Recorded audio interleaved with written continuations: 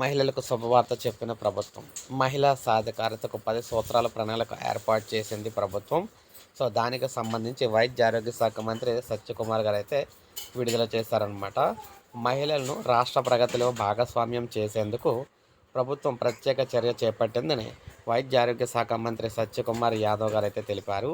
రాష్ట్ర ప్రగతికి బాటలు వేసేలా ప్రభుత్వం రూపొందించిన నూతన జనాభా స్థిరీకరణ విధానంలో భాగంగా మహిళా సాధికారతకు 10 సూత్రాల ప్రణాళిక రూపొందించిందని చెప్పేసి ఒక ప్రకటనలో పేర్కొన్నారు.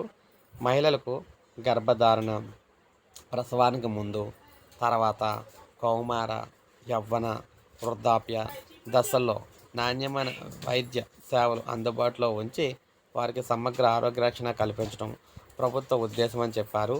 సంతాన ప్రాప్తి హక్కును సరైన విధానంలో సాకారం చేయడం, మాతా శిశు ఆరోగ్య సంరక్షణ, ఆర్థిక స్వావలంబన, శిశు సంరక్షణలో పురుషుల్ని భాగస్వామ్యం చేయడం, స్త్రీలకు పని ప్రదేశాల్లో అనుకూల వాతావరణం కల్పించడం, శ్రామిక శక్తిలో మహిళల భాగస్వామ్యం పెంపు, రక్షణ భద్రతకు ప్రాధాన్యం, మహిళలకు అనుకూలంగా సడలింపులతో కూడిన పనివేళలో ఇంటి నుంచే పనిచేసే చర్యలు చేపడతామని వివరించారన్నమాట. ఇలా 10 రకాల సూత్రాలను అయితే రూపొందిస్తున్నామని, ఈ 10 రకాల సూత్రాల ప్రణాళిక ద్వారా మహిళలకు రాష్ట్రంలోని అన్ని సౌకర్యాలు కల్పిస్తామని చెప్పేసి చెప్పారనమాట. ఇది మనకు అప్డేట్. ఒక లైక్ చేయండి, సబ్స్క్రైబ్ చేసుకుని మన ఛానల్